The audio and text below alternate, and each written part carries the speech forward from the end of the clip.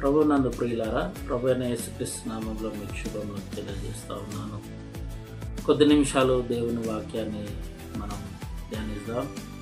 నిర్గమకాండము 3వ అధ్యాయము మనం చదువుకుందాం. ఒక పొద నడిమిని అగ్నిజ్వాలలో యెహోవా దూత అతనికి ప్రత్యక్షమాయను. అతడు చూచినప్పుడు అగ్ని వలన పొద మండుచుండెను, కానీ పొద కాలిపోలేదు. ఆ పొద ఎలా కాలిపోలేదో అని నేను ఆ తట్టు వెళ్ళి చూచదను, ఆ గొప్ప వింత చూచదను అని అనుకున్నాను. దాన్ని చూచుటకు ఆ తట్టు వచ్చుట యెహోవా చూచెను. ప్రభునందు ప్రియులారా, మరి మనం ఇక్కడ గమనించినట్లయితే ఐగుప్తు దేశంలో ఒకరిని చంపినప్పుడు తనను ఎక్కడ శిక్ష విధిస్తారేమోనని చెప్పేసి మిద్యాను దేశంలోకి మరి మోషే పారిపోయి రావడం జరుగుతూ ఉన్నది. ఇక్కడ 3వ అధ్యాయంలో మనం గమనించినట్లయితే మోషే మిద్యానులో ఇత్రో అయిన తన మామ మందను మేపడానికి అక్కడికి వెళ్తాడు. అక్కడికి వెళ్ళినప్పుడు ఆ పొదలో అగ్ని మండిచుండడం చూస్తాడు, కానీ ఆ పొద కాలిపోవటం లేదు. ఈ విచిత్రమైన సంఘటన మరి ఏంటిదో అని చూద్దామని అతను ఆ వైపు వెళ్ళినప్పుడు యెహోవా అతనితో మాట్లాడడం మొదలు పెడతా ఉంటాడు. ప్రియులారా, గమనించినట్లయితే ఆ మండుచున్న పొద అనుభవం ఎప్పుడైతే తనకు కలిగిందో ఆ మండుచున్న పొద అనుభవము తన హృదయంలో అట్లనే అగ్నిలాగా మండుతూ ఉన్నది. ప్రియులారా, మరి మన జీవితంలో కూడా చాలామంది దేవుడు మనల్ని దర్శించినప్పుడు, ఎప్పుడైతే దేవుడు మనల్ని దర్శిస్తాడో ఆ దర్శనం ద్వారా మనము దేవుని కొరకు పురికొల్పబడుతూ ఉంటాం. ఎప్పుడైతే దేవుడు మనల్ని దర్శిస్తాడో ఆ దర్శనము మనల్ని దేవుణ్ణి ఎక్కువగా వెంబడించడం జరుగుతూ ఉన్నది. అయితే ప్రియులారా, గమనించినట్లయితే మోషే ఆ పొద మండుచున్న పొద ఆ అనుభవం ద్వారా అక్కడతోని ఆగిపోలేదు. దేవుడు మోషే ద్వారా మరి తన చేతులతో ఫరో ఎదుట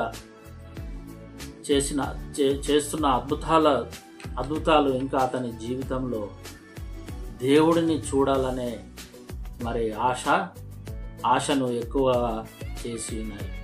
నిర్గమకాండం 33వ అధ్యాయం 18వ వచనం చూసినట్లయితే అతడు దయచేసి నీ మహిమను నాకు చూపుమనగా మోషేకు దేవుడు తన్ను తాను కనపరుచుకున్నాడు. 22వ వచనంలో మనం చూస్తే నా మహిమ నిన్ను దాటి వెళ్ళుచుండగా ఆ బండ సందులో నిన్ను ఉంచి నిన్ను దాట వెళ్ళు వరకు నా చేతితో నిన్ను కప్పదను. నా చేయి తీసిన తర్వాత నా వెనుక పార్శ్వం చూచెదవు, కానీ నువ్వు నా ముఖము నీకు కనబడదు అని చెప్పాను. ప్రభునందు ప్రియులారా, మరి ఇక్కడ గమనించినట్లయితే ఆ మండుచున్న పొద అనుభవం తన జీవితంలో దేవుణ్ణి చూడాలనే కోరిక ఎక్కువ చేసింది. దేవుణ్ణి అడుగుతాను, అయ్యా నేను నిన్ను చూడాలి అన్నప్పుడు దేవుడు మరి తనకు ప్రత్యక్షపరచుకోవడము అనేది అక్కడ జరుగుతూ ఉన్నది. 34వ వచనంలో మనం చూస్తే సీనాయి కొండకు ఎక్కిరమ్మన్నప్పుడు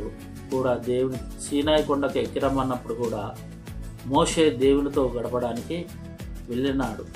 ఎప్పుడైతే మోషే దేవునితో గడపడం మొదలుపెట్టాడో అతని ముఖము ప్రకాశించడము మొదలుపెట్టింది. ప్రభునందు ప్రియులారా, దేవుని యొక్క మంట మనలో నిండి ఉండాలి అని అంటే మనం దేవునితోని సమయము గడపడం మనం నేర్చుకోవాలి. మోషే దేవునితోని ఉన్న ఆ యొక్క సమయంలో అతని యొక్క ముఖము ప్రకాశించడం మనము చూస్తూ ఉంటాం.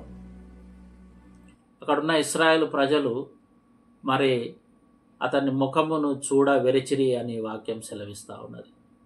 వారితో మాట్లాడిన తర్వాత మోషే మరి తన ముఖం పైన వస్త్రం కప్పుకోవడం అనేది జరుగుతూ ఉంటుంది. దేవునితో మన ప్రయాణము మొదటుండినట్లుగా కాకుండా ఎక్కువగా ఉండాలి, ఎక్కువగా ఉండాలి ప్రియులారా. మోషే ఒక పొద అనుభవం, మరి దేవునితో గడపాలనే ఆశ తనలో రేపింది. దేవుడు తన ద్వారా చేస్తున్న అద్భుతాలు అతన్ని దేవునికి ఇంకా దగ్గరగా ఉండేలా చేసిన నిర్గమకాండం ఈ యొక్క అధ్యాయాన్ని మనం చూస్తే అది ఒక అద్భుతాల గ్రంథంగా, దేవుడే మరి మనుషులతో నడిచినట్లుగా దేవుడే వారి మధ్య ఉండటం మనం గమనిస్తాం ప్రియులారా. మరి దేవుడు అప్పుడున్న కాలంలో కంటే ఇప్పుడు దేవుడు మరి మనకు ఎంతో సమీపంగా ఉన్నాడు. దేవుని దర్శనం పొందిన మనము ఉన్నతమైన స్థాయికి, మరి దేవునితో మరి నడవాలనే స్థాయికి వెళ్ళాలి అనే ఆశ మన లోపల ఉండాలి ప్రియులారా. ఈ దినాలతో మరి ప్రభునందు ప్రియులారా, ఈ దినాలలో మరి దేవునితోని గడపడం కంటే మనము మనుషులతోని, వస్తువులతోని గడపడం ఎక్కువ సమయం అయిపోతూ ఉన్నది. ఎక్కువ సమయం మన ఉద్యోగాలలో, ఎక్కువ సమయం మనం మనుషులతోని, ఎక్కువ సమయం టీవీలతోని, ఎక్కువ సమయం సెల్ ఫోన్లతోని మనం గడుపుతూ ఉన్నాం.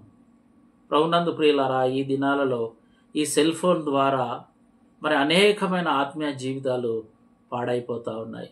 సెల్ ఫోనే వారి జీవితం అయిపోతూ ఉన్నది. సెల్ ఫోనే వారి బ్రతుకైపోతూ ఉన్నది. ఎంతోమంది ప్రార్థన జీవితాన్ని, ఆత్మీయ జీవితాన్ని ఈ సెల్ ఫోన్ ద్వారా మరి పోగొట్టుకుంటున్నారు ప్రియులారా. ప్రభునందు ప్రియులారా, మరి గమనించినట్లయితే సంఘంలోని విశ్వాసులు, ఒక సేవకుడు సంఘము అభివృద్ధి పొందాలి అంటే సేవకుడు దేవునితోని గడపడం చాలా ప్రాముఖ్యమైనది. ఈ దినాలలో మరి సంఘాలు మోడర్న్గా నిర్మించుకుంటున్నాం, కానీ ఆ సంఘములో దేవుని యొక్క ఆత్మ మరి ఉంటున్నదా లేదా అని మనం గమనించుకోవాలి ప్రియులారా. దేవుడు ఇశ్రాయేళ్ల మధ్యలో గుడారం ఏర్పరచుకొని దేవుణ్ణి వెతుకుతూ వెళ్ళిన వాడికి దేవుడు అక్కడ ప్రత్యక్షమవుతా ఉన్నాడు.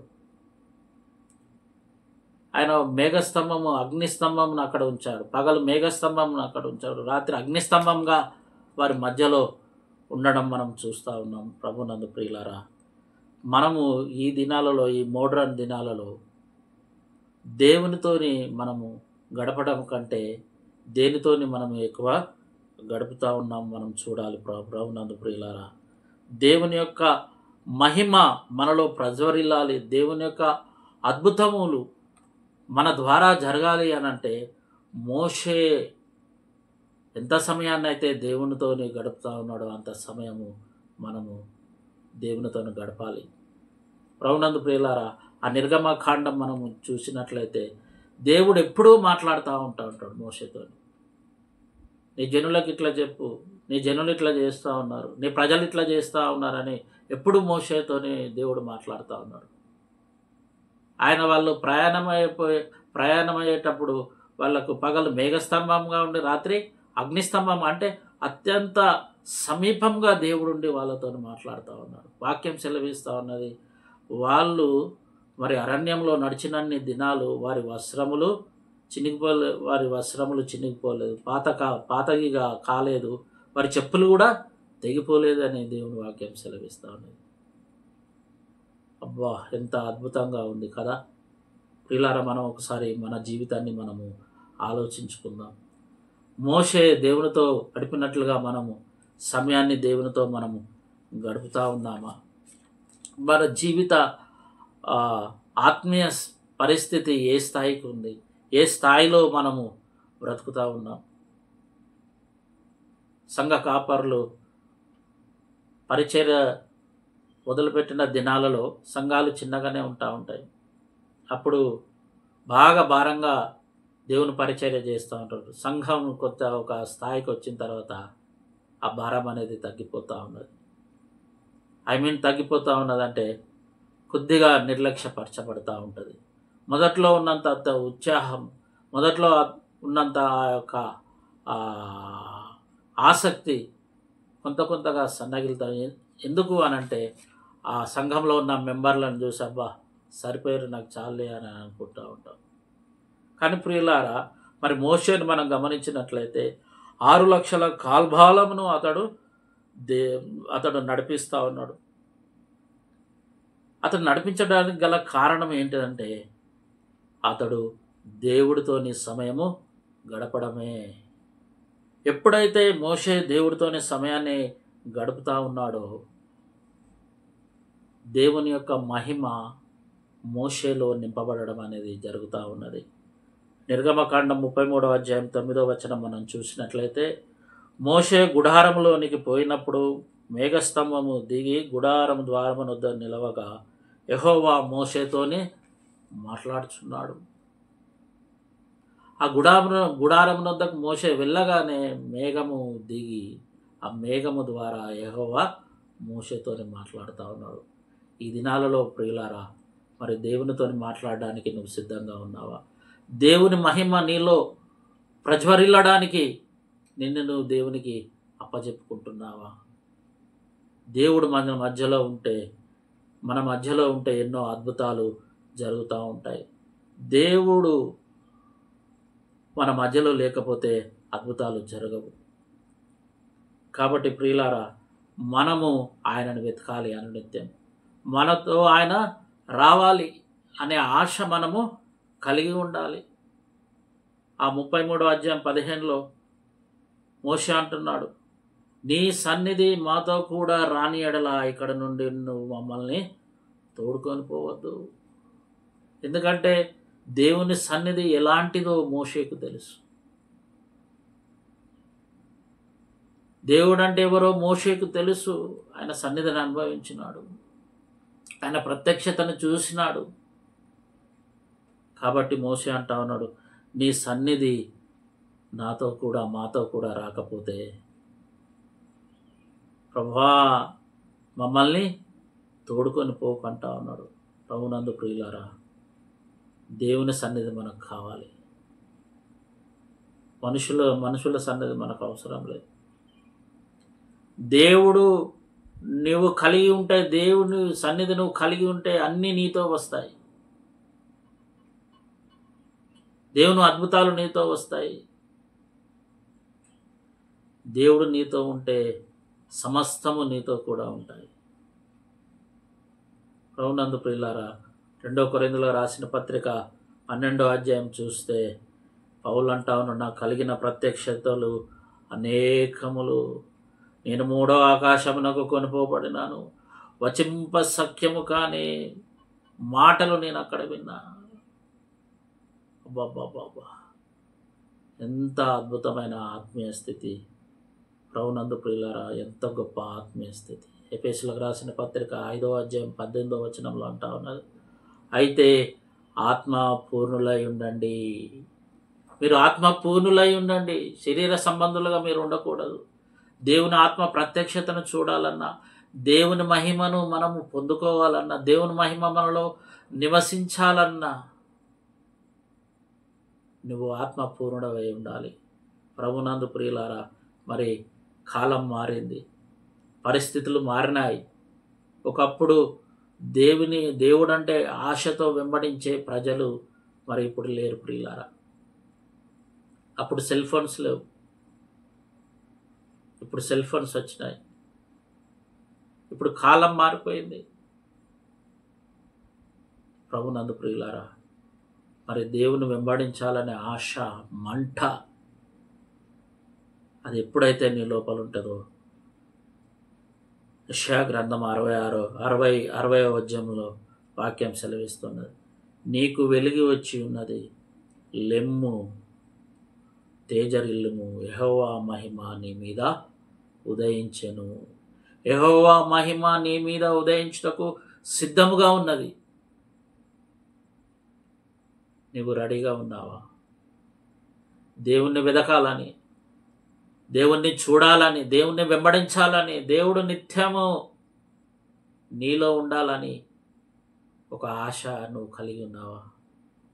వాక్యం సెలవిస్తూ ఉన్నది, లెమ్ము, రమ్ము, ఆయనతో సమయం నువ్వు గడుపు. యెహోవా మహిమ నీ మీద ఉదయించుటకు సిద్ధముగా ఉన్నది. ప్రభునందు ప్రియులారా, దేవుని వాక్యం సెలవిస్తూ ఉన్నది, ఆశపడు ప్రాణములను తృప్తిపరచువాడు ఆయనే. నువ్వేదైతే ఆశపడతా ఉన్నావో నీ ప్రాణాన్ని తృప్తిపరచుటకు దేవుడు సిద్ధంగా ఉన్నాడు. అట్టి ఆత్మీయ జీవితంలో ఎదుగునట్లు దేవుడు తన మహిమను నీ పైన కుమ్మరింపజేయునుగాక. ఆమేన్.